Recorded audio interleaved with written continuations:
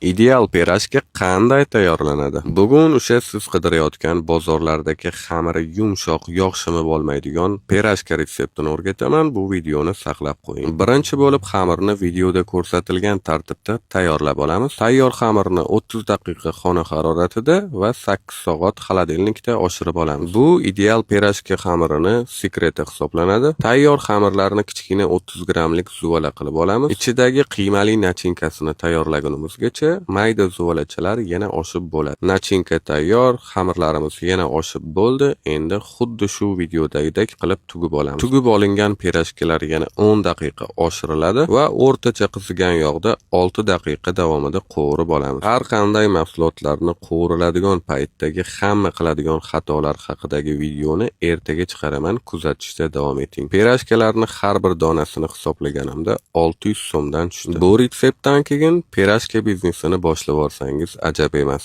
Hammaga rahmat, yoqimli ishtaha.